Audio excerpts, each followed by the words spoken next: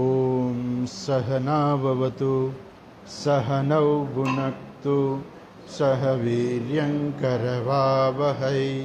तेजस्विनावधीतमस्तु मा विद्विषावहै। ॐ शान्तिः शान्तिः शान्तिः। श्रुतिस्मृतिपुराणानाम् आलयं करुणालयं नमामि भगवत्पादं शङ्करं लोकशङ्करं। शङ्करं शङ्कराचार्यं केशवं बादरायणं सूत्रभाष्यकृतौ वन्दे भगवन्तौ पुनः पुनः। ईश्वरो गुरुरात्मेति मूर्तिभेदविभागिने व्योमवद्व्याप्तदेहाय दक्षिणामूर्तये नमः। ॐ पार्थाय प्रतिबोधितां भगवता नारायणेन स्वयं व्यासेन ग्रथितां पुराणमुनिना मध्ये महाभारतम् अद्वैतामृतवर्षिणीं भगवतीम् अष्टादशाध्यायिनीम् अम्ब त्वामनुसन्दधामि भगवद्गीते भवद्वेषिणीम्। नमोऽस्तु ते व्यासविशालबुद्धे फुल्लारविन्दायतपत्रनेत्र येन त्वया भारततैलपूर्णः प्रज्वालितो ज्ञानमयः प्रदीपः। यं ब्रह्मा वरुणेन्द्ररुद्रमरुतः स्तुन्वन्ति दिव्यैस्तवैः वेदैः साङ्गपदक्रमोपनिषदैः गायन्ति यं सामगाः। ध्यानावस्थिततद्गतेन मनसा पश्यन्ति यं योगिनः यस्यान्तं न विदुःसुरासुरगणाः। देवाय तस्मै नमः देवाय तस्मै नमः।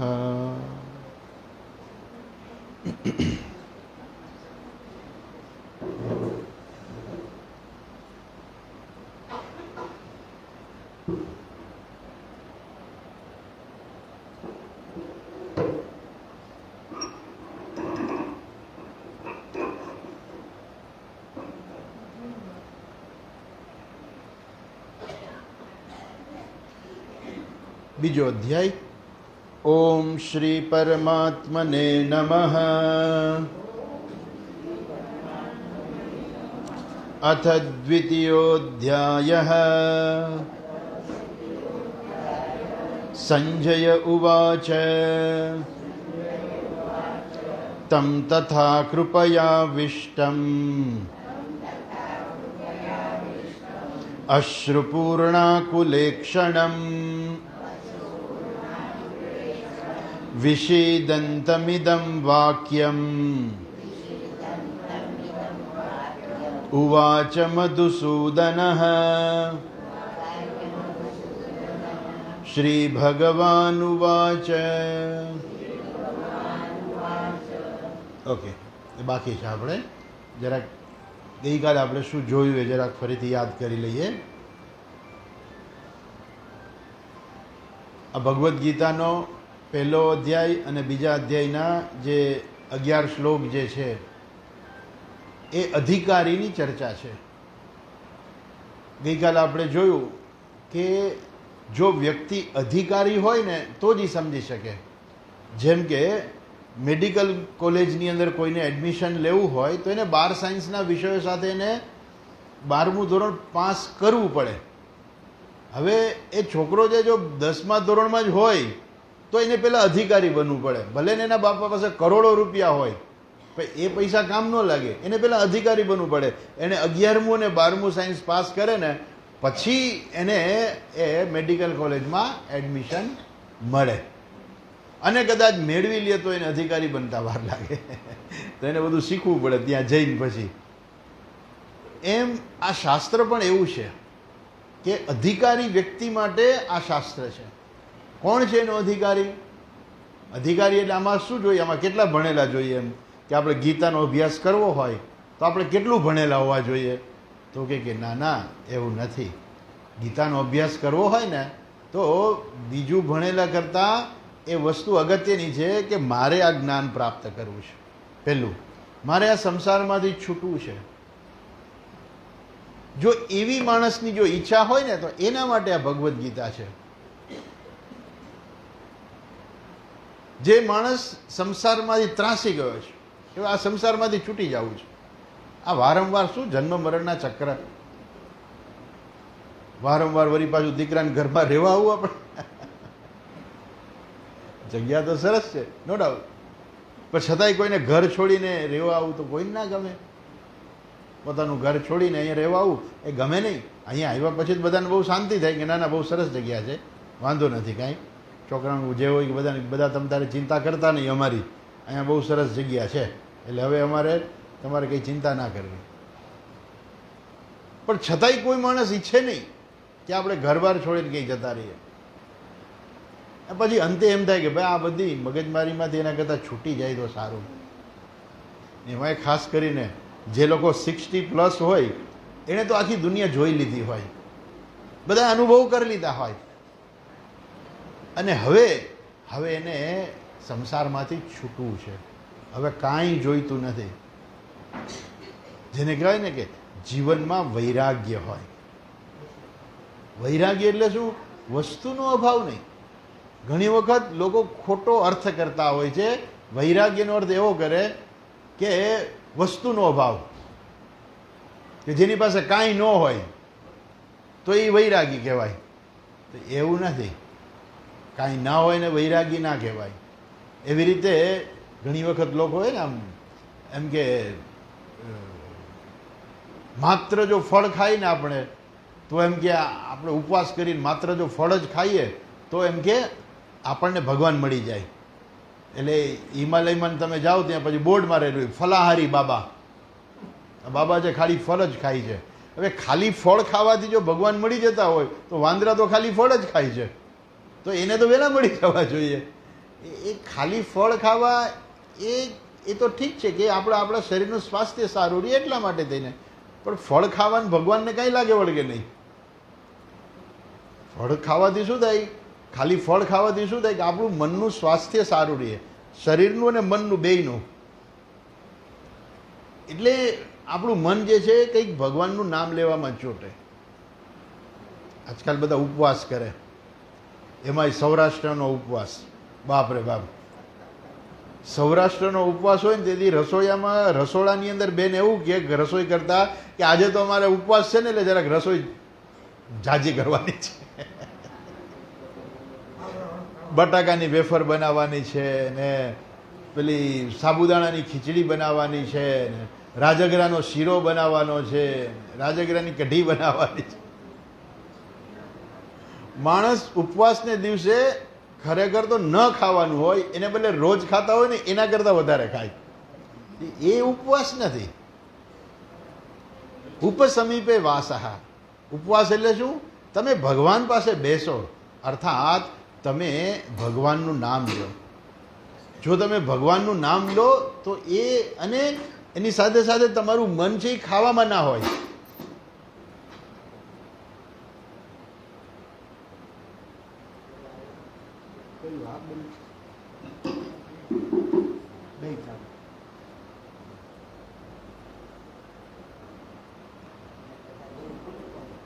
હા થઈ ગયું, ચાલો બસ ઘણું છે.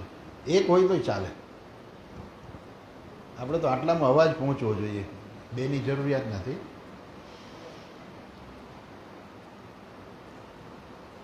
એટલે લોકો ઉપવાસ કરતા હોય,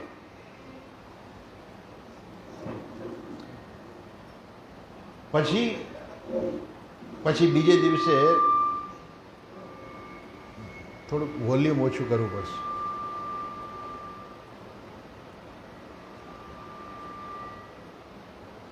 હા, હરિઓમ હરિઓમ. બસ ચાલશે. હા હા, બસ ચાલ્યું. બસ આ રૂમ પૂરતું જ છે આપણે.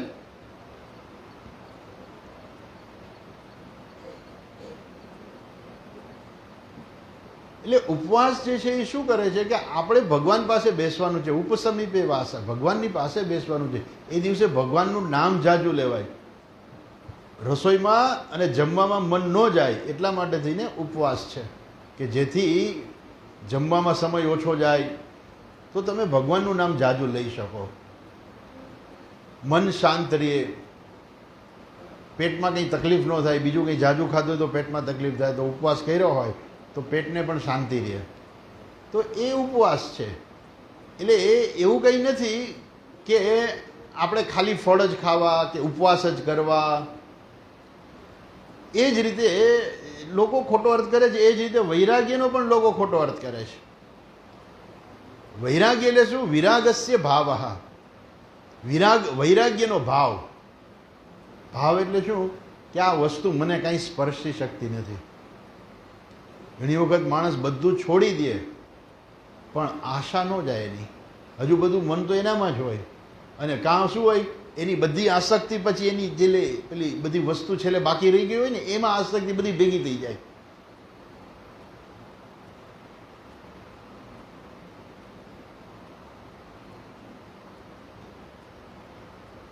એટલે જે છોડવાનું છે એ તો મનથી છોડવાનું છે.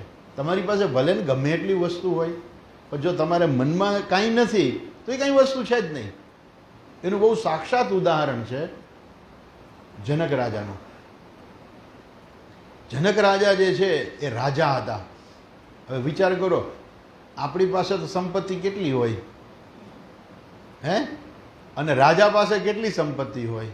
તો રાજાને તો કેટલી બધી આસક્તિ હોય ને, સંપત્તિની આસક્તિ હોય ને રાજાને.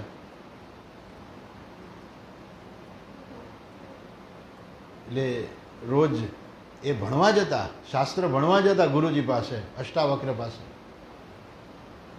અને એવું થતું કે એની અંદર જ્યારે જનક રાજા આવતા ને, ક્યારેક જનક રાજાને મોડું થઈ ગયું હોય તો ગુરુજી ક્લાસ ચાલુ ના કરે.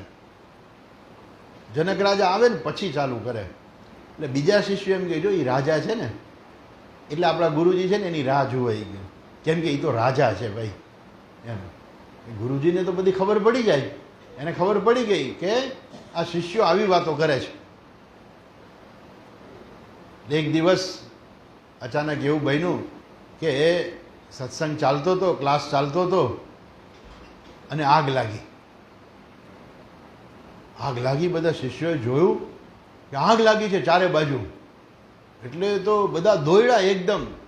ગુરુજી અમારું બધું બળી જશે, અમારા થોડાક કપડાં છે, હવે કંઈ ત્યાં બ્રહ્મચારી પાસે આશ્રમમાં તો શું હોય. એને ચારે બાજુ આગ જોઈ એટલે બધા દોડ્યા કે આપણા કપડાં બળી જશે, મારી વસ્તુ બળી જશે, મારું આ બળી જશે. એટલે બધા શિષ્યો દોડ્યા. આખા જનકપુરમાં આગ લાગી હતી. ત્યારે ગુરુજીએ પૂછ્યું છે જનક રાજાને કે તમારે નથી જવું કંઈ બચાવવા માટે? તમારું કંઈ નથી જાતું? કારણ કે ચારે બાજુ આગ લાગી છે. તો કે મિથિલાયામ દહતી નમે કિંચન. આખી મિથિલા નગરી સળગી જાય ને તો મારું કાંઈ જળ સળગતું નથી, મારું કાંઈ છે નહીં. આપણે સત્સંગ ચાલુ રાખો.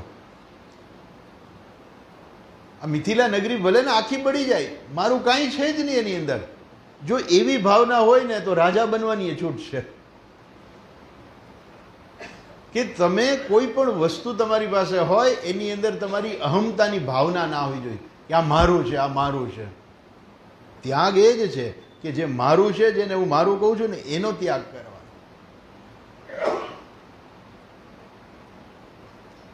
ઉપનિષદની અંદર ચર્ચા આવે છે એ શિષ્ય જે છે એ ગુરુજી પાસે જાય છે કે મારે મોક્ષ પ્રાપ્ત કરવો છે, તો તમે મને જ્ઞાન આપો અને ઉપદેશ આપો. એટલે એને એક જ શબ્દમાં ઉપદેશ આપ્યો, ત્યજ. ત્યજ એટલે ત્યાગ કરો. એટલે એને વિચાર કર્યો કે ત્યાગ તો શું કરવાનું હોય. એટલે એને પોતાનું ઘર છોડી દીધું ઘર છોડીને આવી ગયા. તો કે હું ઘર છોડીને આવી ગયો છું, હવે મને ઉપદેશ આપો. તો કે ત્યજ. એટલે એમ કે હું ઘર છોડીને તો આવી ગયો, બધું છોડી દીધું, હવે મારી પાસે કાંઈ છે નહીં, હવે શું છોડવું? એટલે એની પાસે કપડાં પહેર્યા હતા, એને એમ થયું કે કદાચ ગુરુજી એવું કહે છે કે આ કપડાનો ત્યાગ કરી નાખવાનો, કપડાનો ત્યાગ કરી નાખ્યો. ફરી આવ્યા કે મેં બધું છોડી દીધું, હવે કાંઈ છે નહીં મારી પાસે. તો કે ત્યજ. ફરી 3 વાર ત્યજ કીધું. એટલે એને એમ થયું કે નક્કી મારા ગુરુજી એવું કહે છે કે આ શરીરનો પણ ત્યાગ કરી દે તું. એટલે એને તો ચિતા ખડકી અને પછી સળગાવી, પછી એમાં ચિતામાં પ્રવેશ કરવા જાય છે ત્યારે ગુરુજી એનો હાથ પકડીને એને રોકેલી છે. એ કહે છે કે યે ન ત્યજસી તત્યજ. જેના વડે તું ત્યાગ કરે છે ને એનો ત્યાગ કર. કોણ ત્યાગ કરે છે? હું. કોણે છોડ્યું? મેં. એ જે હું ને મેં જે છે ને એનો ત્યાગ કરવાનો છે. વૈરાગ્ય એટલે શું?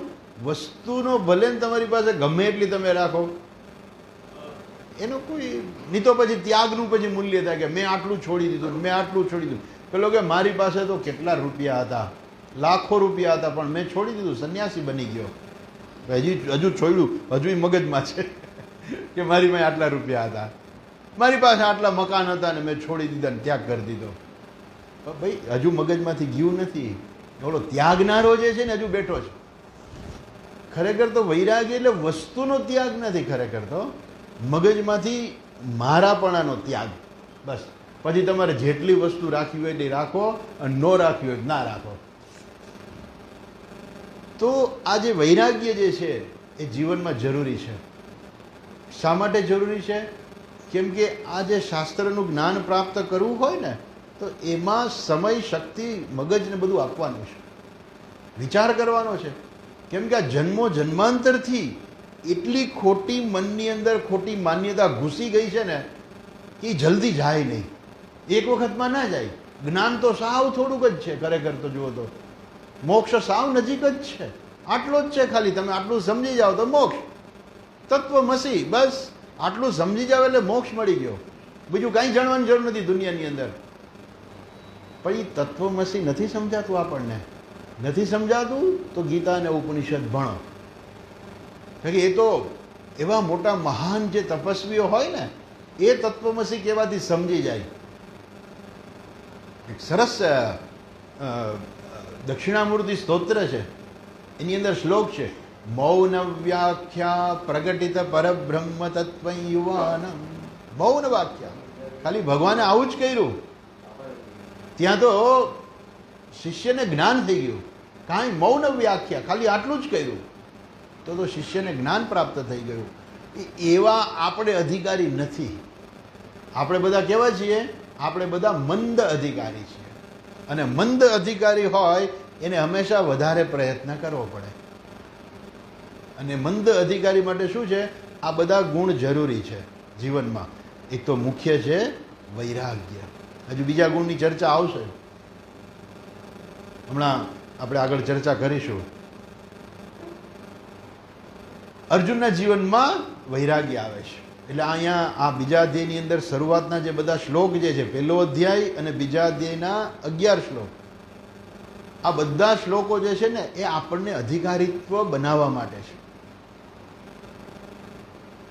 પાછા આવીએ તો આ બીજા અધ્યાયના પહેલા શ્લોકમાં સંજય કહે છે, તમ તથા કૃપયા વિષ્ટમ અશ્રુપૂર્ણા કુલેક્ષણમ વિષીદંતમિદમ વાક્યમ ઉવાચ મધુસૂદન. ભગવાને અર્જુનને આ કહ્યું. કોણ કહે છે? સંજય કહે છે. કોને કહે છે? ધૃતરાષ્ટ્રને કહે છે કે ભગવાને અર્જુનને આ વાક્ય કહ્યું. કેવા અર્જુનને કહ્યું? કૃપયા પરયા વિષ્ટ, જેની મનની અંદર અત્યારે એકદમ કૃપાનો આવેગ આવી ગયો છે. ખરેખર એને જે નથી કરવાનું એ કરવા જઈ રહ્યો છે, ઊંધા વિચારે ચડી ગયો છે.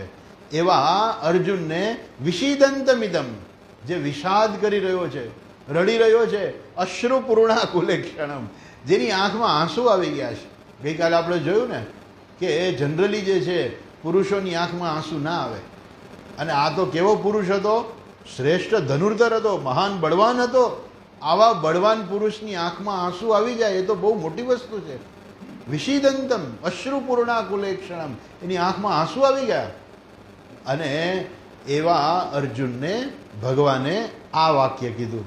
શું વાક્ય કીધું એ બીજા શ્લોકમાં કહે છે. જો બીજો શ્લોક. શ્રી ભગવાન ઉવાચ.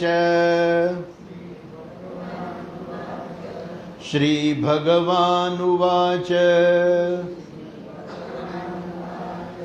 કુતસ્ત્વા કશ્મલમિદં કુતસ્ત્વા કશ્મલમિદં વિષમે સમુપસ્થિતં વિષમે સમુપસ્થિતં અનાર્યજુષ્ટમસ્વર્ગ્યમ અનાર્યજુષ્ટમસ્વર્ગ્યમ અકીર્તિકરમર્જુન અકીર્તિકરમર્જુન. શ્રી ભગવાન ઉવાચ. ભગવાન બોલ્યા. કુતઃ ત્વા કશ્મલમ ઇદમ વિષમે સમુપસ્થિતમ અનાર્યજુષ્ટમ અસ્વર્ગ્યમ અકીર્તિકરમ અર્જુન. ભગવાન કહે છે હે અર્જુન, હે અર્જુન, કુતઃ ત્વા ઇદમ કશ્મલમ. કુતઃ ત્વા ઇદમ કશ્મલમ. આ તને આવો આવો અત્યારે વિષાદ ક્યાંથી આવ્યો? કશ્મલ, કશ્મલ એટલે શું કે છે અહીંયા? એટલે જે ન છાજે એવું. કશ્મલમ ઇદમ. આવો આવો આવો તને વિષાદ અત્યારે આ ક્યાંથી ઊભો થયો? અજા વિષમે સમુપસ્થિતમ. અત્યારે ક્યાંથી આવો વિષાદ તને ઊભો થયો? આ કેવો છે? અનાર્ય જુષ્ટમ. અનાર્ય એ સેવેલો એટલે આર્યને ન છાજે એવો. અનાર્ય એ સેવેલો એટલે આર્યને ન છાજે એવો. અસ્વર્ગ્યમ જે સ્વર્ગની પ્રાપ્તિ કરાવનાર નથી, અર્થાત નરકની પ્રાપ્તિ કરાવનાર છે. અકીર્તિકરમ તારી કીર્તિ પ્રાપ્ત નહીં થાય, તારી અપકીર્તિ થશે. હે અર્જુન, ભગવાન કહે છે અર્જુન તને આવા સમયે તને આ ક્યાંથી તને આ અયોગ્ય સ્થાને તને ક્યાંથી આ મોહ ઉત્પન્ન થયો? કશ્મલમ. કશ્મલમ એટલે મોહ, આમ તો બીજા અર્થમાં. વિષમે સમુપસ્થિતમ. આવો મોહ તને આ ક સમયે ક્યાંથી ઊભો થયો? આ સમય કેવો છે? આ કઈ એવો સમય નથી કે શાંતિથી બેઠા હોય ને આવું બધી વાત થાય. આ તો અત્યારે રણસિંગા વાગી ગયા છે. આ તો મહાભારતનું યુદ્ધ છે. આ કઈ ઇઝરાયલ ઈરાકનું યુદ્ધ નથી કે એકબીજાને મિસાઇલ છોડે જ રાખતા હોય. તો આ એવું યુદ્ધ નથી. આ તો મહાભારતનું યુદ્ધ છે. સામસામાં બધા રણસિંગા ફૂંકાઈ ગયા પણ હજુ કોઈએ બાણ છોડ્યું નથી. બધા શાંતિથી ઊભા છે. પણ રણમેદાન છે, યુદ્ધનો સમય થઈ ગયો છે, હવે યુદ્ધ ચાલુ થવાનું છે. એવા સમયે તને આવો વિષાદ ક્યાંથી આવ્યો? આવો મોહ ક્યાંથી ઉત્પન્ન થયો? અજા અને આ મોહ કેવો છે તારો? અનાર્ય જુષ્ટમ. અનાર્ય જુષ્ટમ એટલે આર્ય એ ન સેવેલો. અનાર્યમ. આર્ય અને અનાર્ય. અનાર્ય એટલે શું? જે આર્ય નથી. તો આર્ય એટલે શું? તમે કદાચ રામાયણ સાંભળી હોય તો સીતાજી છે રામને એવું ન કહેતો એ રામ અહીંયા આવો તો, એવું કે સાંભળ્યું ક્યારેય? નહીં. આપણી પરંપરાની અંદર સ્ત્રી જે છે એ પોતાના પતિનું નામ ન લે, એટલે એ કંઈક બીજા શબ્દથી બોલાવે. એટલે એને કીધી હતી આર્યપુત્ર. હે આર્યપુત્ર, હે આર્ય, હે આર્યપુત્ર. તો આર્ય એટલે શું? આર્યપુત્ર એટલે શું? આર્ય કોને કહેવાય? તો કે આર્ય એ વ્યક્તિ છે કે જે હંમેશા ધર્મ પ્રમાણે વ્યવહાર કરે, જે હંમેશા શાસ્ત્રમાં કહ્યું હોય ને એ પ્રમાણે વ્યવહાર કરે, જે હંમેશા વ્યવહાર યોગ્ય છે, જે કરવા યોગ્ય છે એવું કરે, જે હંમેશા શાસ્ત્રથી વિરુદ્ધ કર્મ ન કરે, શાસ્ત્રમાં જેની ના પાડવામાં આવી હોય એવું કર્મ ના કરે, વ્યવહારની અંદર જે અયોગ્ય હોય એવું કર્મ ના કરે અને પોતાનું કર્તવ્ય કર્મ કરે, એને કહેવાય આર્ય. આર્ય એટલે નહીં કોઈ ભગવાનને માનતા હોય ને આર્ય. કોઈ રામને માને એને આર્ય કહેવું, કે કૃષ્ણને માને એને આર્ય કહેવું, કે શિવજીને માને એને આર્ય કહેવું? જેને ભગવાનમાં શ્રદ્ધા છે, જે ધર્મમય જીવન જીવે છે, જે શાસ્ત્રમાં કહ્યું છે એ પ્રમાણે વ્યવહાર કરે છે, જે શાસ્ત્રમાં ના પડી છે એવું નથી કરતા, જે કરવા યોગ્ય છે, જે પોતાનું કર્તવ્ય કર્મ જે છે એ બરાબર બજાવે, એને કહેવાય આર્ય. અર્જુનનો વ્યવહાર અત્યારે કેવો છે? અનાર્ય જુષ્ટમ, અર્થાત આર્યને ન છાજે એવો, અથવા તો અનાર્યોએ સેવેલો. જે લોકો ધર્મમાં માનતા ના હોય, જે પોતાની ફરજમાં માનતા ના હોય, એ લોકો આવું કરે. કંઈક મુશ્કેલી કંઈક આવે તો ભાગી જાય કે મારે નથી કરવું. છોકરાઓ હોય ને તો સ્કૂલમાં ભણવા જાય તો કે મારે નથી ભણવું.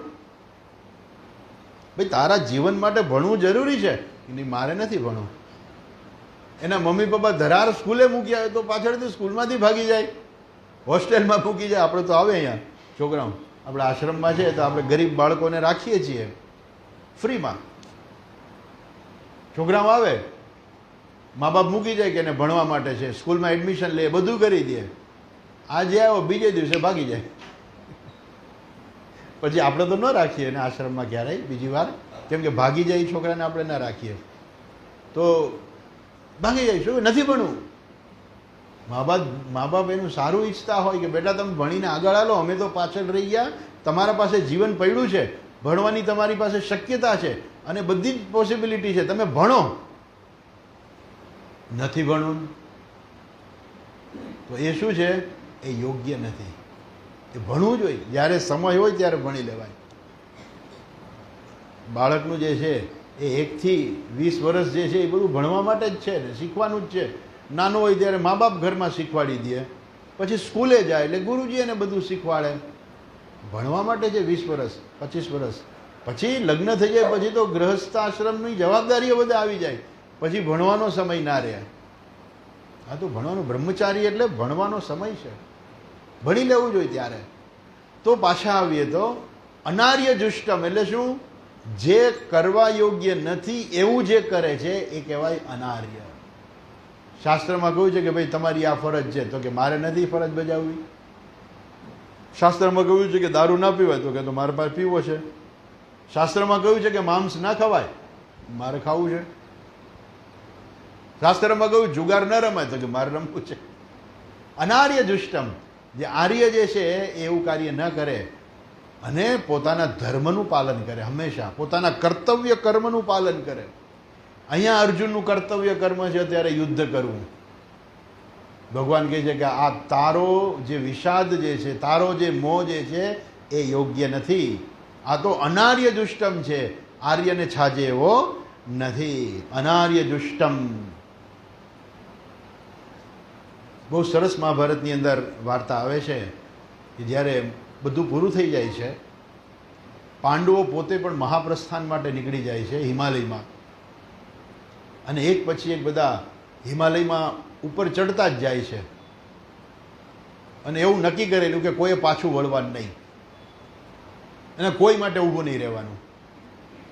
સૌથી પહેલાં દ્રૌપદી પડે છે, પછી એક બધા ભાઈઓ પડતા જાય છે. યુધિષ્ઠિર છેલ્લે વધે છે અને યમરાજા જે છે, ધર્મરાજા, એને લેવા આવે છે કે ચાલો સ્વર્ગમાં. પણ એની સાથે કૂતરો આવી ગયો હતો, ખબર નહીં ક્યાંથી આવી ગયો, અને પહેલેથી જ 6 જણા હાયલા જતા હતા તો કૂતરો પણ એની પાછળ પાછળ હાયલો આવતો હતો. આ દ્રૌપદી બીજા 4 ભાઈઓ જે છે એ બધા પડી ગયા મૃત્યુપાયમાં. પેલો કૂતરો જે છે મર્યો નહીં અને યુધિષ્ઠિરની પાછળ પાછળ આવે રાખે છે. છેક જ્યારે સ્વર્ગમાં લેવા આવ્યા તો કહે છે કે યુધિષ્ઠિરને કહે છે કે તમે સ્વર્ગમાં આવો પણ આ કૂતરાને ન લઈ જવાય, એટલે તમે કૂતરાનો ત્યાગ કરી દો. ત્યારે યુધિષ્ઠિર ના પાડે છે કે હું એક આર્ય છું, અને આર્ય જેને પોતાને શરણે આવેલું કોઈ પણ પ્રાણી હોય ને એનો પણ ત્યાગ ના કરે. આ કૂતરું મારી સાથે ક્યારથી પાછળ જ આવે છે, મારી સાથે જ આવે છે, માટે હું એનો ત્યાગ નહીં કરું. તમે મને સ્વર્ગમાં ન લઈ જાઓ તો કાંઈ નહીં, પણ આ કૂતરાનો હું ત્યાગ નહીં કરું. એ ત્યારે પોતે શબ્દ વાપરે છે કે આર્ય, હું એક આર્ય પુરુષ છું, હું આર્ય છું, હું મારા ધર્મનો ત્યાગ નહીં કરું, હું મારા કર્તવ્ય કર્મનો ત્યાગ નહીં કરું. આ મારી ફરજ છે કે મારી સાથે કૂતરું આવી ગયું છે તો હવે એ મારી સાથે જ રહેશે. તો આર્ય એટલે શું? જે પોતાના કર્તવ્યનું પાલન કરે, ધર્મનું પાલન કરે, જે કરવા યોગ્ય છે ને એવું કરે. વ્યવહારની અંદર પણ ઘણું કરવા યોગ્ય હોય અને કરવા યોગ્ય ના હોય, કદાચ શાસ્ત્રમાં બધું લખ્યું ના હોય, તો એ જે કરવા યોગ્ય છે એ કરે, એનું નામ આર્ય. તો આ પ્રમાણે જે આર્ય જે છે એ શું છે? તો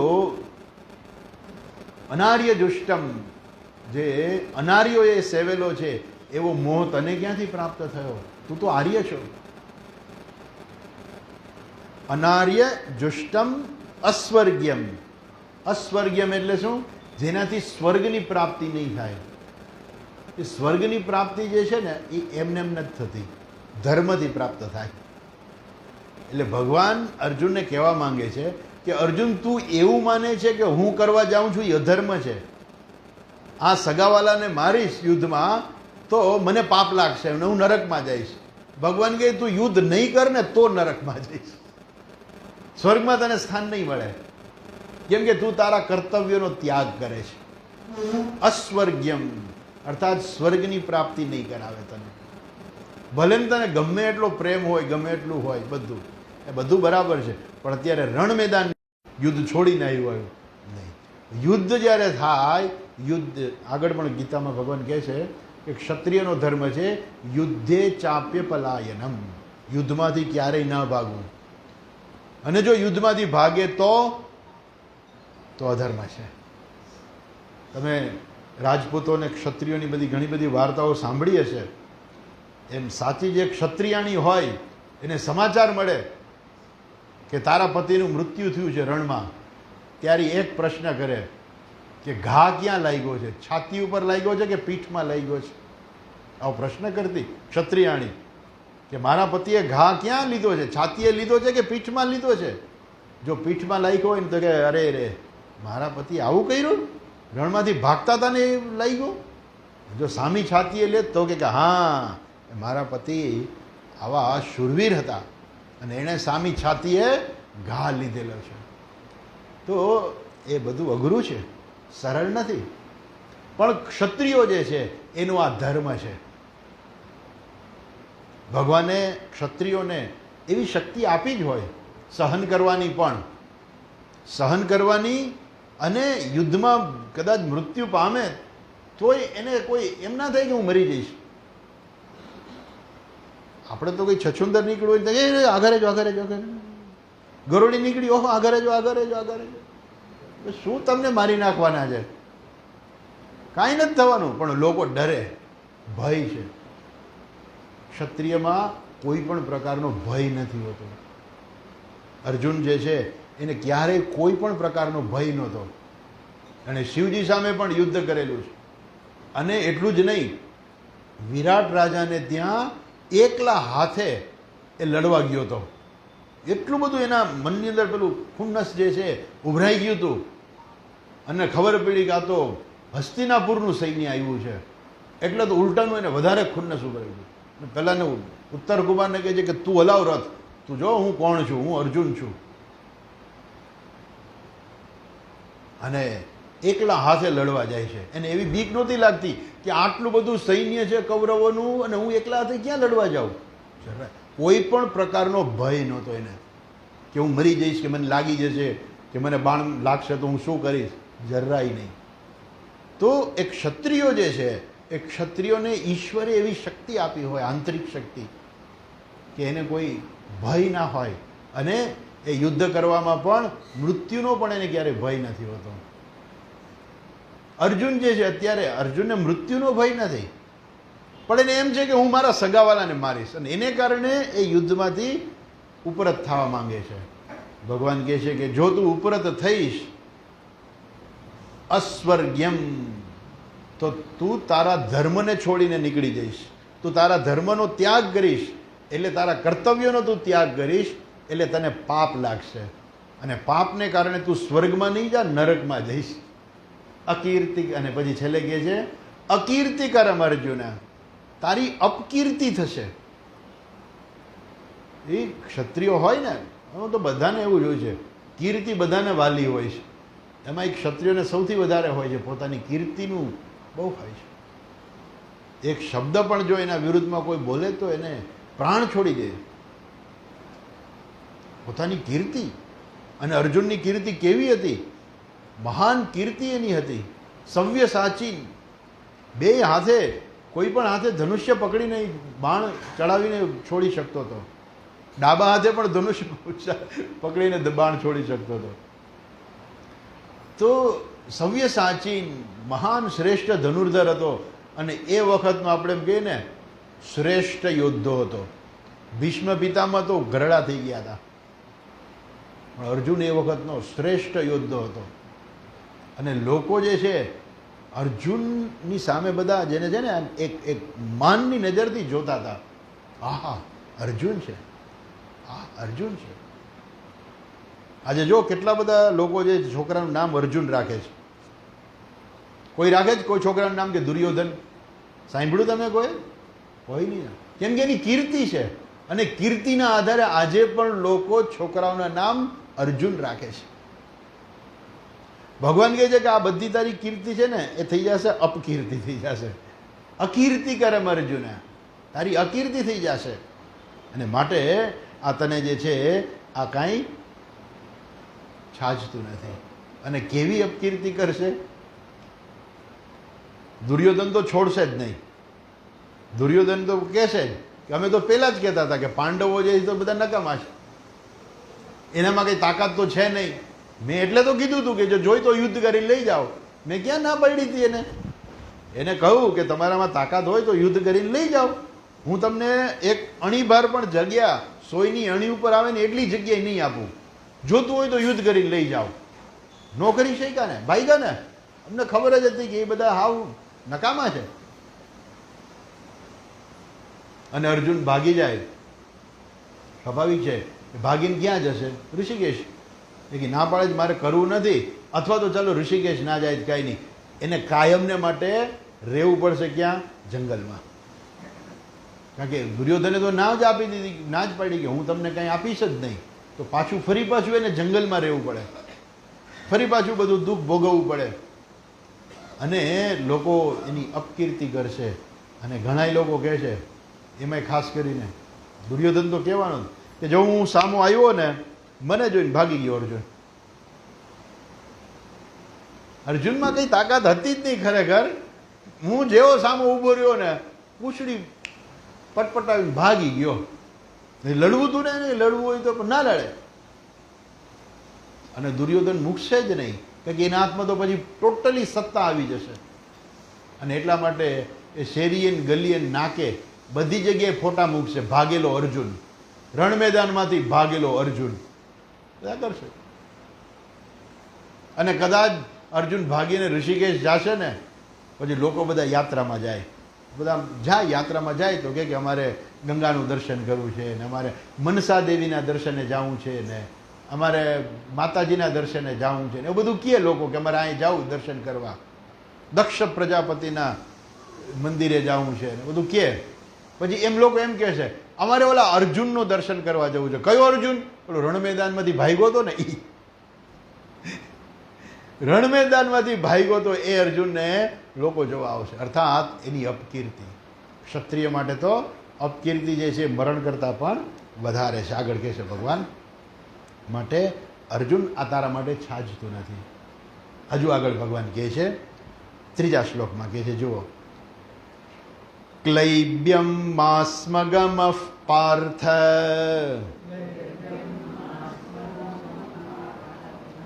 ક્લૈબ્યમ માસ્મગમ પાર્થ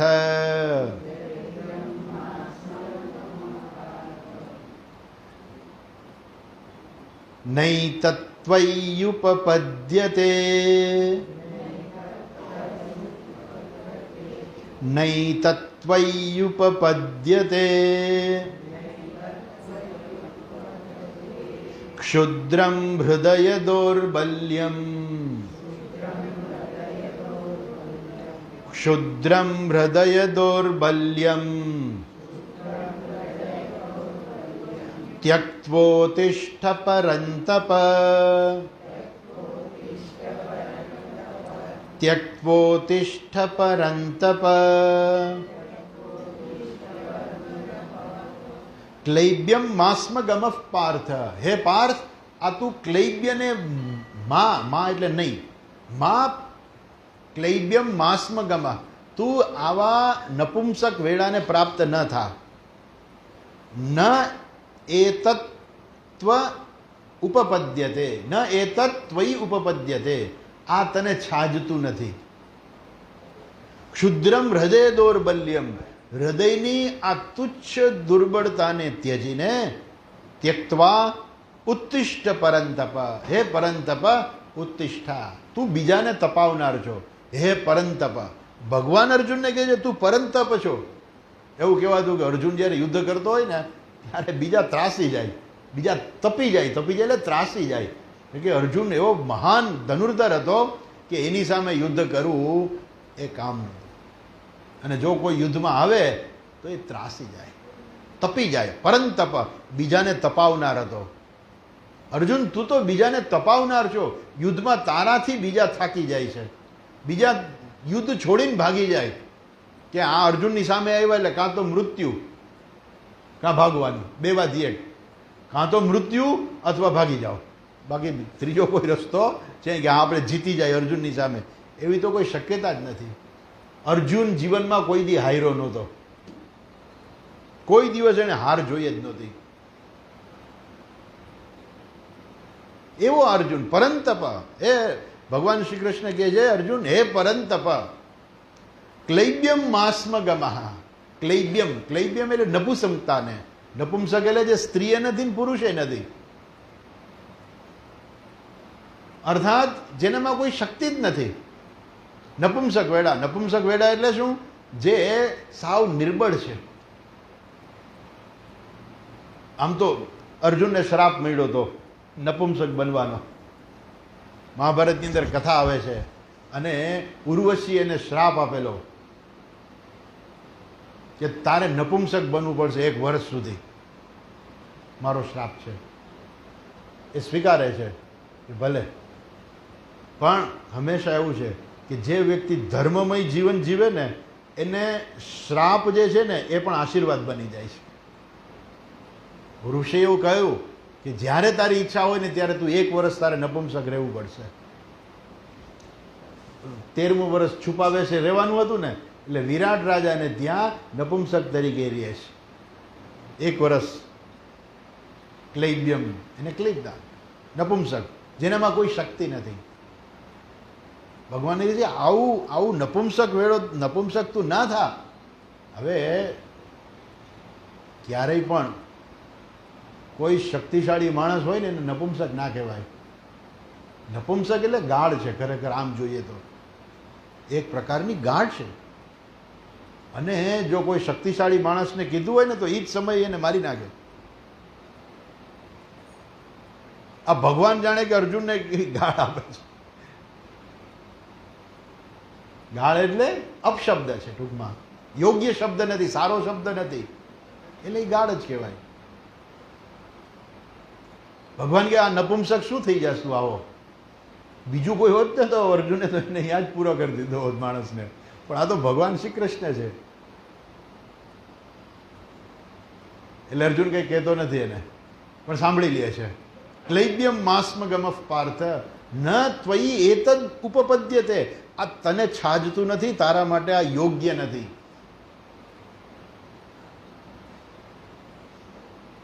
ક્ષુદ્રમ હૃદય દૌર્બલ્યમ ત્યક્ત્વોતિષ્ઠ પરંતપ. આ હૃદયની તુચ્છ દુર્બળતા એ શું છે કે હૃદયની અંદર છે ને માણસને બધા ઉભરા આવે. એમ અત્યારે અર્જુનને હૃદયમાં ઉભરો આવ્યો છે. શેનો ઉભરો આવ્યો છે? દયાનો ઉભરો આવ્યો છે. પણ એ દયાનો ઉભરો એને આવ્યો, પણ દુર્યોધન એવું નહીં કે અર્જુને તો દયા કરીને અમને છોડી દીધા, નહીં તો અમે બધા મરવાના જ હતા. એવું નહીં કે એ કહે છે કે એ તો બીને ભાગી ગયો.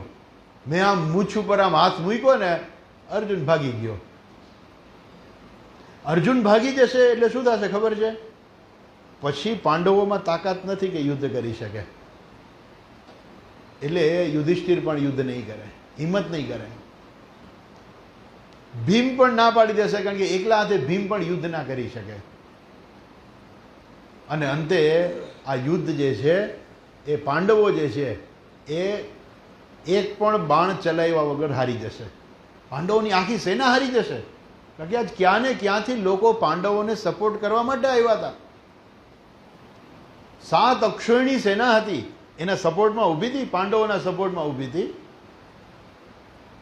અને એ અર્જુન એમ કે હવે મારે યુદ્ધ નથી કરવું. તો પેલા કે ભાઈ આ કેવું છે ખબર છે કે બહુ મોટો લગ્ન પ્રસંગ હોય, બહુ મોટી વ્યક્તિનો લગ્ન પ્રસંગ હોય, ચારે બાજુથી બધાને આમંત્રણો આપ્યા હોય, બધા લોકો આવ્યા હોય, અને બરાબર લગ્ન વિધિ શરૂ થાય અને પેલો છોકરો એમ કે મારે લગ્ન નથી કરવા હો. અને જો એ લગ્ન ના કરે તો લગ્નમાં આવેલા લોકો શું કે ભાઈ તારે લગ્ન નહોતા કરવા તો અમને બોલાવા તો નહીં, અમે આ બધા ખર્ચા કરીને આવ્યા તારા લગ્નમાં, કેટલા ખર્ચા અમને થયા. લોકો એની અપકીર્તિ કરે. એમ અહીંયા પણ અર્જુનને જે છે મદદ કરવા માટે થઈને ક્યાં ને ક્યાંથી લોકો આવેલા. અર્જુનની કેટલી કીર્તિ હતી, અને એને કારણે તો એ આવ્યા. ધનંજયને ટાઇટલ મળેલું, કેટલા બધા અર્જુનને કેટલા ટાઇટલો હતા. ધનંજય, સવ્યસાચી, પરંતપ, આ બધા ટાઇટલો હતા અર્જુન પાસે.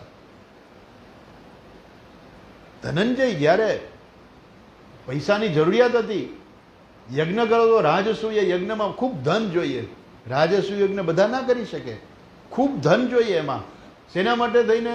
ત્યાં બધા બ્રાહ્મણો આવે, લોકો આવે, એ બધાને દાન દક્ષિણા આપવાની હોય, અને એમાં ખૂબ ધન જોઈએ. એ ધન અર્જુન જીતીને લઈ આવ્યો, એટલે અર્જુનને ટાઇટલ મળ્યું ધનંજય. આવો ધનંજય, આવો પરંતપ. આવા અર્જુન જે છે એ યુદ્ધ છોડીને જતો રહીએ એટલે એ ધૃતરાષ્ટ્ર પણ યુધિષ્ઠિર પણ યુદ્ધ નહીં કરી શકે, ભીમ પણ છોડી દેશે, અને યુદ્ધમાં જે બધા આવેલા છે એ લોકો પછી અંતે શું કરશે? એ અર્જુનની અપકીર્તિ કરતા કરતા એ લોકો પણ જતા રહેશે. અને આ કૌરવોની સેના જે એમ જ કહે છે કે અમે એક પણ બાણ ચલાવ્યા વગર અમે યુદ્ધ જીતી લીધું.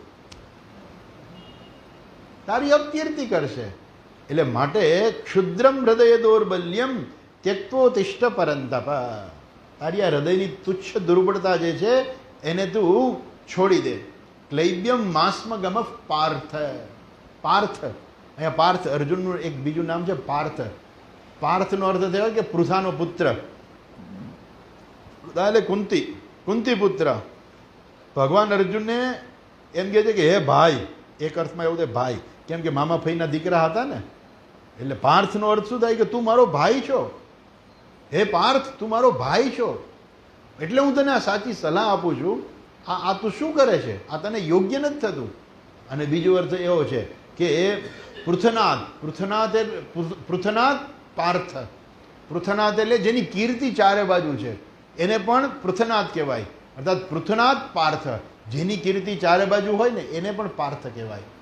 અને બીજો કે કુંતી પુત્ર હોવાને કારણે કુંતીનું બીજું નામ હતું પૃથા. તો પૃથા પુત્ર એટલે તું મારો ભાઈ છો ખરેખર તો. એટલે હે ભાઈ, આ બધું તને છાજતું નથી, આ યોગ્ય નથી. ક્ષુદ્રમ હૃદય દૌર્બલ્યમ ત્યક્તોતિષ્ઠ પરંતપ. આ તારી હૃદયની તુચ્છ દુર્બળતાને તું ત્યજી દે. આ જે છે તારે કરવા યોગ્ય છે, તું તારા પોતાના ધર્મનું પાલન કર. અર્જુનને યુદ્ધ છોડીને ભાગી જવું છે. માણસ કોને કઈ વસ્તુનો ત્યાગ કરી શકે ખબર છે? પોતાનો ક્યાંય હક હોય ને તો ત્યાગ કરી શકે. એમ કે ભાઈ આ મારા નામનું મકાન છે, તો ઘણીવાર હોય ને કે મા બાપ ગુજરી જાય તો પછી છોકરાઓના ભાગ પડે કે ભાઈ આ 3 મકાન છે, તો એમ કે એક ઉપર આ છોકરાનો હક છે, બીજા ઉપર આ છોકરાનો હક, અને ત્રીજોનો આ હક. પેલો એક છોકરો એમ કે ભાઈ મારે કાંઈ હક જોતો નથી. તો જેમાં પોતાની વસ્તુ હોય, પોતાનો હક હોય ને, એ માણસ જતો કરી શકે કે ભાઈ મારે નથી જોતું, જાઓ. પોતાનો હક જતો કરી શકે, પણ પોતાના કર્તવ્ય કર્મનો કોઈ ત્યાગ ન કરી શકે કે ભાઈ આ મારું કર્તવ્ય કર્મ છે ને, જા હું એનો ત્યાગ કરું છું. એ તો નથી જ કરવાનું કોઈએ. દરેક માણસે પોતાના કર્તવ્ય કર્મનું પાલન કરવાનું હોય. ઘરમાં રસોઈ કરવી બેનનું કર્તવ્ય છે, અને એ એમ કે હું મારા કર્તવ્યનો ત્યાગ કરું છું, હું રસોઈ નહીં બનાવું. રસોઈ નહીં બનાવી તો ઘરના બધા ખાશે શું? કર્તવ્યનો ત્યાગ કોઈ ના કરી શકે. પુરુષ એમ કે હું મારા કર્તવ્યનો ત્યાગ કરું છું, મારે ઘર ચલાવવા માટે જે પૈસા લઈ આવવાના હોય હું કાંઈ લઈ આવીશ નહીં, તો એ ત્યાગ કરે ના ચાલે. પોતાના હકનો ત્યાગ થઈ શકે, પણ પોતાના કર્તવ્યનો ક્યારેય ત્યાગ નહીં થઈ શકે.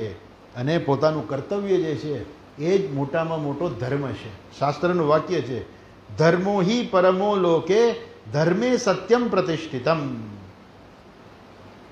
આ ધર્મો હિ પરમો લોકે, આ લોકની અંદર જે ધર્મ જે કર્તવ્ય છે એ સૌથી શ્રેષ્ઠ છે. પરમ શ્રેષ્ઠ શું છે? કર્તવ્ય કર્મ. ધર્મ, ધર્મ એટલે એવું નહીં. ઘણી વખત આજકાલ શું છે કે આપણા લોકો જે છે ને બધા ધર્મના બહુ ખોટા અર્થ કરે છે. પેલા એમ કે તમારો કયો ધર્મ? તો કે અમે તો સ્વામિનારાયણ. ભાઈ એ તો સંપ્રદાય કહેવાય. તમારો કયો ધર્મ? તો કે અમે વૈષ્ણવ. એ વૈષ્ણવ ધર્મ એ ચર્ચા નથી, એ તો સંપ્રદાય કહેવાય. ધર્મ એટલે સાચા અર્થમાં કર્તવ્ય છે. તમારો કયો ધર્મ એટલે તમારું શું કર્તવ્ય છે. આપણા દેશના નાગરિક છીએ તો નાગરિક તરીકે આપણું કર્તવ્ય છે. જ્યાં આપણે રહેતા હોઈએ એ જગ્યાની અંદર આપણે રહીએ છીએ તો અહીંયા તમે નિવાસી તરીકે રહ્યો છો તો નિવાસી તરીકે તમારું કંઈક કર્તવ્ય હોય. તમે જ્યાં પણ જાઓ ત્યાં તમારો ધર્મ હંમેશા ભેગો જ આવે. ધર્મ જે છે ક્યારેય તમને છોડીને જાય નહીં. તમે રોડ ઉપર ચાલો ને તોય તમારો ધર્મ છે. શું છે ધર્મ છે? ડાબી બાજુ ચાલવું. વાહન ચલાવવું હોય તો ધર્મ છે, ડાબી બાજુ વાહન ચલાવવું, જમણી બાજુ ના ચલાવાય. પણ એ ધર્મ કેવો છે પાછો? એ ધર્મ એમાં પણ મર્યાદા છે, એની અમુક જગ્યાએ મર્યાદા આવે છે. પણ દરેક વ્યક્તિએ પોતાના ધર્મનું પાલન કરવું પડે. અને ક્યારે એ વ્યવહારિક ધર્મ જે છે ક્યારે પાલન ન થાય? જ્યારે એ ધર્મ અધર્મ બની જતો હોય ત્યારે.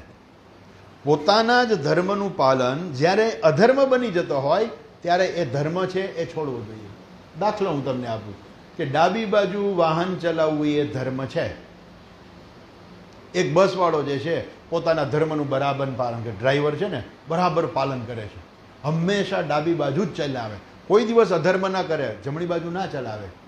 અને સામેથી એક ટ્રક આવતો હોય જેમાં બ્રેક ફેલ થઈ ગઈ છે અને રોંગ સાઈડમાં આવે છે, એટલે એની જમણી એની સામે આવે છે, એટલે એ ખોટી સાઈડમાં ચલાવે છે, જમણી બાજુ ચલાવે છે. અને આ ડ્રાઈવર એમ કે હું તો મારા ધર્મનું પાલન કરીશ, હું તો હંમેશા ડાબી બાજુ ચલાવીશ. ત્યારે એનો ધર્મ ન કહેવાય, અધર્મ કહેવાય. ત્યારે એનો ધર્મ શું થશે? જમણી બાજુ ચલાવવું ને એ ધર્મ બની જશે. એટલે ધર્મને પણ ક્યારેક બદલતો હોય છે, ધર્મને પણ ક્યારેક સમજવો પડે. ધર્મ જે છે કાયમને માટે એક સરખો નથી હોતો. એટલે અમુક જગ્યાએ વ્યવહારિક કહેવાય કે અમુક વસ્તુ વ્યવહારિક હોય છે. ધર્મ એટલે કર્તવ્ય, ફરજ માણસની. માણસ ક્યારેય પોતાનો કર્તવ્યનો ત્યાગ ના કરી શકે, કેમ કે ધર્મ સૌથી શ્રેષ્ઠ છે. ધર્મનો ત્યાગ કોઈ પણ માણસે કરવો ના જોઈએ. અચ્છા, અહીંયા કહે છે કે નિષિદ્ધ કર્મ જે છે એનો ત્યાગ હંમેશા કરવો જોઈએ. નિષિદ્ધ કર્મ એટલે શું? શાસ્ત્રમાં જે ના પાડી છે કે આ ન કરાય તો એ નિષિદ્ધ છે અને એ અધર્મ છે. માટે એનો ત્યાગ કરી શકાય, પણ પોતાના કર્તવ્ય કર્મનો ત્યાગ કરી શકાય નહીં. અહીંયા અર્જુન જે છે એ શું કરે છે? પોતાના કર્તવ્ય કર્મનો ત્યાગ કરવા માટે તૈયાર થયો છે. અહીંયા એવું નથી કે રોંગ સાઈડ છે, હા ભલે સગાવાલા છે ને મરશે, બધી વાત સાચી, પણ છતાંય ધર્મ છે. આ બાજુ પાંડવોના પક્ષે ધર્મ છે. હા, સગાવાલા અધર્મના પક્ષે ઉભા રહીએ તો શું કરવું? તો એને પણ મારવા પડે, કેમ કે અધર્મને સાથ આપે છે. અર્થાત અધર્મને સાથ આપનાર હંમેશા અધર્મી જ કહેવાય. એટલે અધર્મીનો જે નાશ કરવો એ ફરજ છે. એટલે દ્રોણાચાર્ય કે ભીષ્મ પિતામહ એ અધર્મનો સાથ આપવા તૈયાર થયા છે, માટે એ અધર્મનો પક્ષ લઈને બેઠા છે, માટે એનો પણ નાશ કરવો જોઈએ. અને ભગવાન એનો નાશ કરાવે છે. એટલે હંમેશા આ મહાભારતની અંદરથી ઘણી બધી વસ્તુ શીખવાની છે. ખરેખર આપણે હમણાં જોઈએ છીએ, આગળ આવવાનું છે, કાલ તો નહીં, હવે નેક્સ્ટ ટાઈમ જોશું. ભીષ્મ પિતામહ જે મહાન તપસ્વી હતા, મહાન ધનુર્ધર હતા, અને એવી એની તપશ્ચર્યા હતી કે એને ઈચ્છા મૃત્યુનું વરદાન હતું. કોઈની તાકાત નહોતી કે ભીષ્મની સામે કોઈ દી યુદ્ધ કરી શકે. એક વખત એના ગુરુજીની સામે આવી જાય છે. એના ગુરુજી એટલે પરશુરામ. પરશુરામ કહે છે કે તું આ અંબા સાથે તું લગ્ન કરી લે.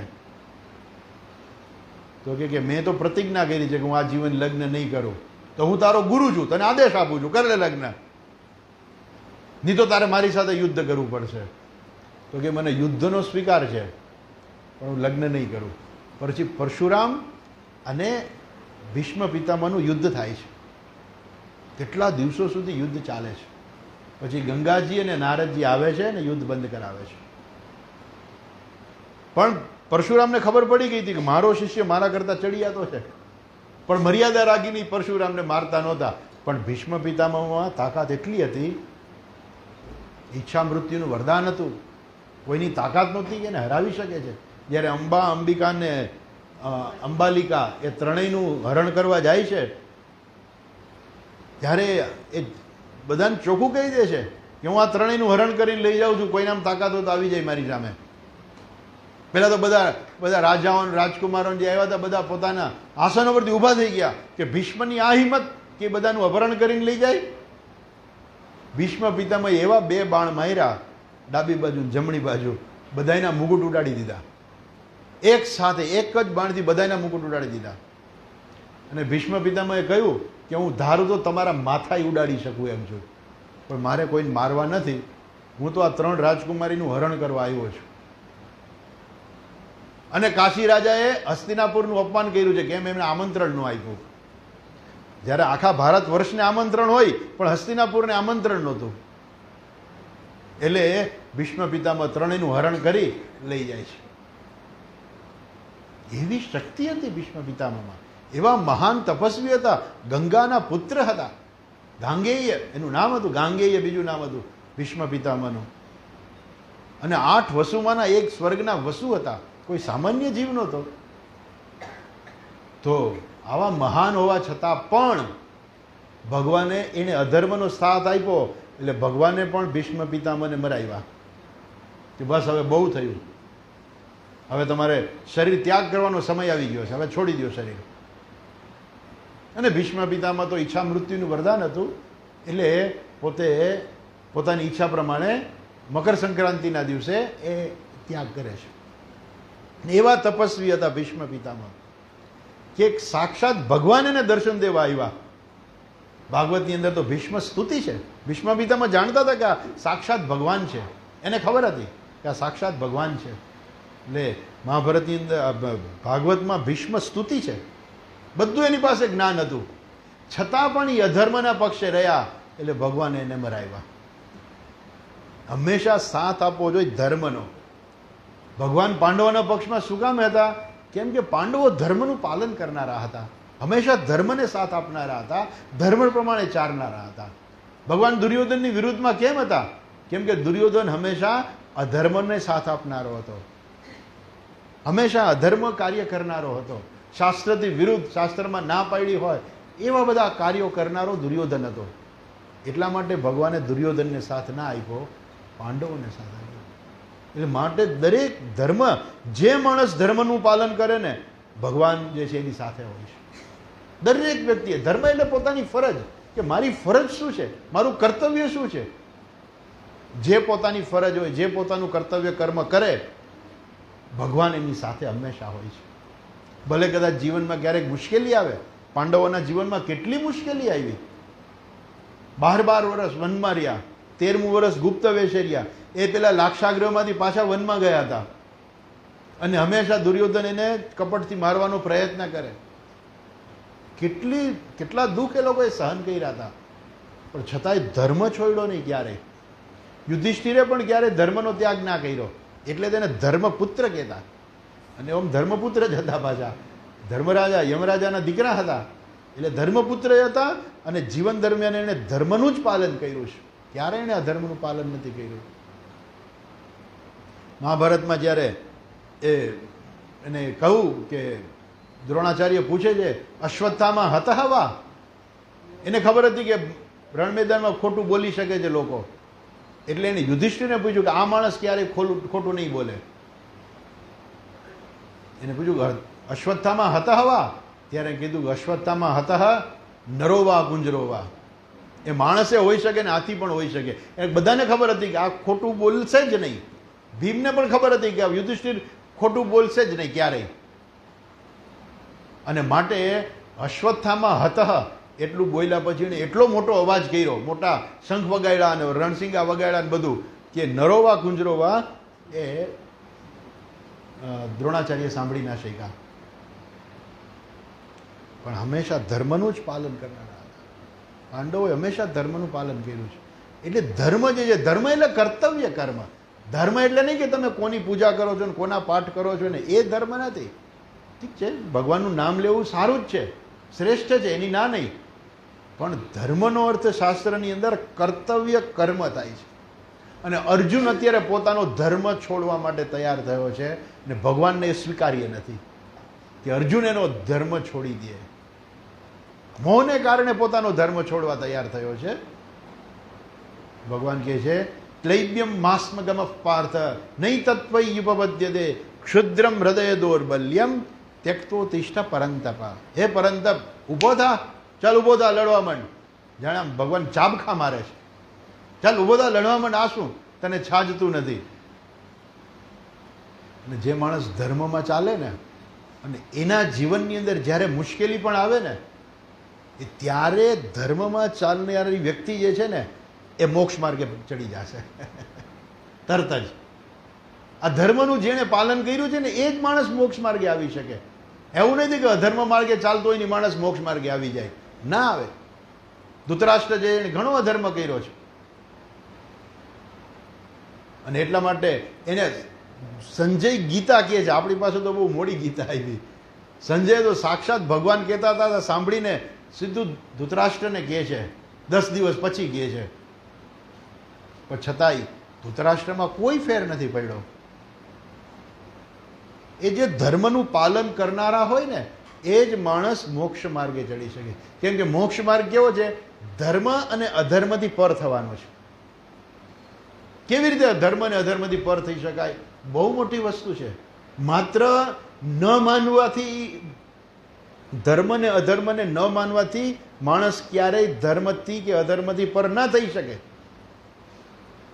ધર્મ ને અધર્મથી પર થવું એટલે શું? પોતાની જાતને એ સ્થાનમાં જોવી કે જ્યાં ધર્મ અને અધર્મથી પોતે પર છે. જ્યાં સુધી પોતાની જાતને એ સ્થાનમાં જોઈ ના શકે ત્યાં સુધી ધર્મ અને અધર્મ બધાને લાગુ પડવાના છે. એ ભલે ને એવું કે હું ધર્મ અને અધર્મમાં માનતો નથી. આજકાલ ધર્મ અધર્મ લોકો એવું કે કંઈ સારું કરું ને ખોટું કરું ને, હું એમાં કંઈ માનતો નથી, હું શાસ્ત્રમાં માનતો નથી. એ શાસ્ત્રમાં નથી માનતા તો મોક્ષ માર્ગ તમારા માટે બહુ દૂર રહી ગયો. મોક્ષ એટલે ઈશ્વરની પ્રાપ્તિ છે. મોક્ષ એટલે સંસારમાંથી મુક્તિ છે. એની ઘણી સરસ ચર્ચા છે, આપણે આવતી વખતે કરવાના છીએ. આજે આપણો આ જ્ઞાન યજ્ઞનો છેલ્લો દિવસ છે, જરાક આ વાત કરી લીધી. પણ હવે અર્જુનનું પરિવર્તન થાય છે. અત્યારે એ અધર્મના માર્ગે ચાલવા માંગતો હતો, પોતાના કર્તવ્ય કર્મનો ત્યાગ કરવા માંગતો હતો, પણ આ જીવન સુધી એ ધર્મના માર્ગે ચાલ્યો છે.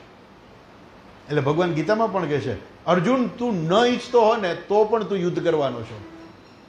ભલે તું એવું કહેતો કે હું યુદ્ધ નહીં કરું, પણ છતાંય પ્રકૃતિ સ્વામ નિયોજસી, તારી પ્રકૃતિ તને આમાં લઈ જશે. કારણ કે જીવનભર તે ધર્મનું પાલન કર્યું છે, માટે તું યુદ્ધ તો કરવાનો જ છો. પણ છતાંય એ અર્જુનનું જે છે ને આખું માનસનું પરિવર્તન હજુ થાય છે. અને અચાનક એ ભગવાનને કહી દે છે કે ભગવાન આ મોક્ષ શું છે? મોક્ષ કેમ પ્રાપ્ત થાય? આ સંસારમાંથી મુક્ત કેવી રીતે થવાય? ભગવાન આ તમે જ મને કહી શકો એમ છો. એની ચર્ચા જે છે આપણે આવતી વખતે જોઈશું. આજે સમય પૂરો થયો છે, અહીંયા અટકીએ. હરિઓમ.